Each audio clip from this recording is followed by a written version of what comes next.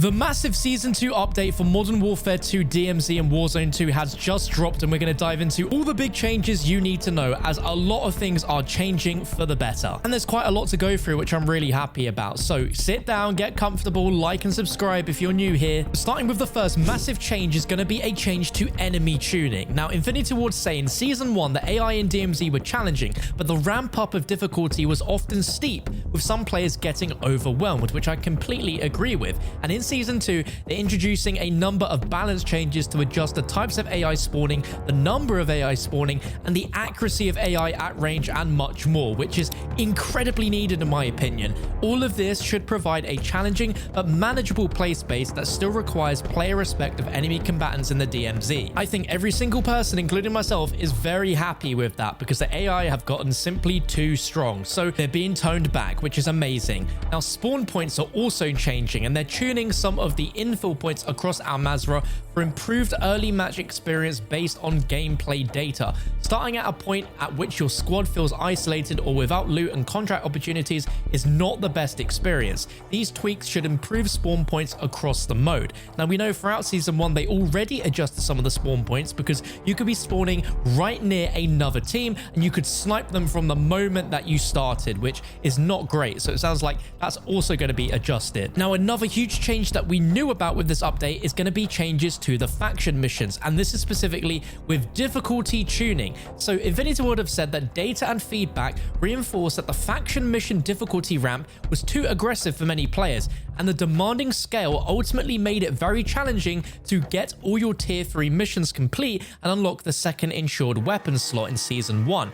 They've adjusted the overall scaling of difficulty in missions as the tiers progress, so later missions will still be quite challenging even for an experienced player, but they believe more straightforward access to an additional Insured Slot will provide a better path forward for all players. Now, whilst that wording is a little bit complicated, what it sounds like in layman's terms is that they're going to be making the tier 2 and tier 3 missions a little bit easier than what they currently are. So if, like myself, you're already done all that and you're basically on tier 5 at this point, nothing's really going to change. But according to the data, some more noob players are struggling to get tier 3 missions completed, so they're probably going to change how those work. This could be as simple as just tuning down how many items you might need to exfil with or put into a dumpster dead drop as an example. But by their wording of adjusting the overall scaling of difficulty in missions as the tiers progress, it sounds like even later missions might become a little bit easier. I'm not too sure. We'll just have to wait and see. Now, this next big point is so important, and it's talking about crashes, and they know that crashes are especially impactful in DMZ if you lose your items and contraband weapons as a result, and addressing those crashes is a priority for them in Season 2, and they're committed to increasing stability, and they said to stay tuned for more specifics on this. I've said it time and time again, even when DMZ just launched, saying that they need to have some sort of save state enabled so that if you do crash, the game can tell that you crashed, and upon booting back up into the game, hopefully you should have a reconnect button so you can go back into the game with your stuff, or your stuff will still be there like as if you didn't die. Yeah, they said stay tuned for more specifics, so when we know, I'll be sure to let you guys know. Another thing is seasonal refresh. All new missions are coming to Season 2, including a refresh of the current faction mission progress and an inventory reset. That is something I was not expecting. What on earth? They are going down the route of Escape from Tarkov wipes, where they're getting rid of all of your current faction mission progress and all of your inventory. So that means all your contraband weapons and all your keys are going to be reset on Season 2. And they're going to be coming with a detailed all the need to know intel for DMZ ahead of Season 2 in an upcoming blog. Of course, we'll be talking about that in detail when they reveal that, but I'd love to know your thoughts in the comments below on that. That is a really interesting thing to do. And of course, by doing that, it's sort of putting players back on a level playing field where they do not have this big stash and invent that we've all been building since its launch in November. So that'll be really interesting. And the last thing is on locations on DMZ, with a new Exclusion Zone coming to Season 2, which is pretty much another words for a new map. Players will have a third option to choose from when deploying in DMZ.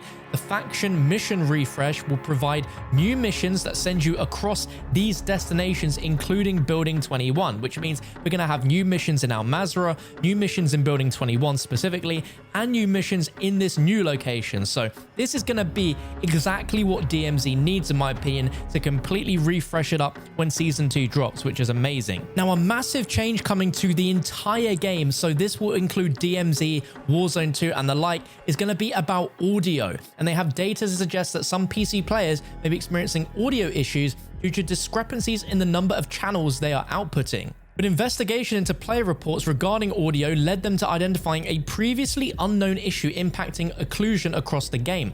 Audio occlusion is a filter that's applied based on the type of material that an object or structure is composed of, primarily based on its thickness and how it blocks the full frequency of sound. Only large structural objects should apply the filter, but they found smaller items like a stapler or a pile of rags on the ground that were causing the filter to turn on when it shouldn't have. For example, a wastebasket that was tagged with the incorrect material may have occluded the sound like it was behind a wall, making the sound more difficult for a player to hear.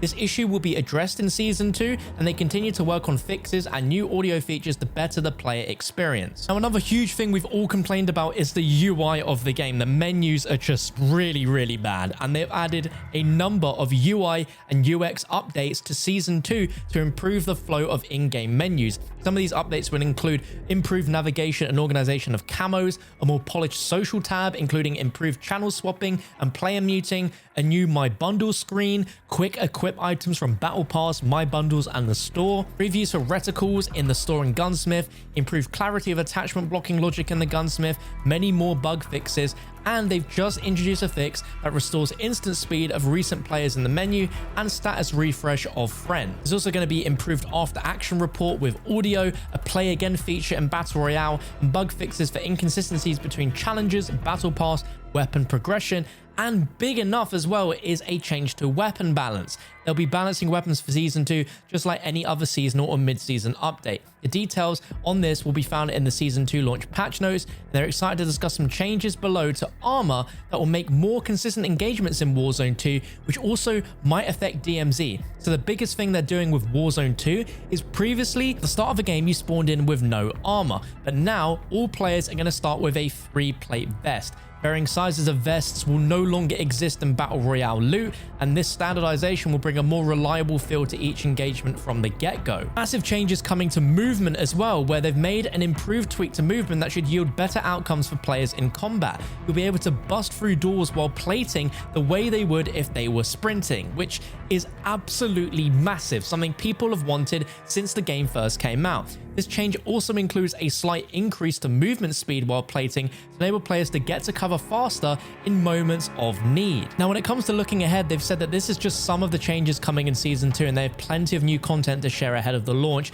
and we are going to get brand new information on the new small map coming to DMZ and Warzone 2 next week, and a full Season 2 announcement blog will be released on February 8th with upcoming posts from studios, including the full patch notes as well as blogs from the Call of Duty staff, all set to drop before launch. Let me know what you think of all the changes coming in Season 2 to DMZ. I think the fact that wipes are happening where Contraband, Keys will be reset, faction mission progress will be reset is a very interesting one. And I think this is going to be critical that they execute this well. If they mess this up and the player base does not like this, this is going to be a really bad thing for DMZ. But just like with Escape from Tarkov, that game also has wipes. So I don't know, people are very used to that concept already. It brings some excitement. It brings new players back onto the game because they're now starting afresh with an even playing field. But the faction mission progress being reset is a bit of a weird one. Let me know what you think below.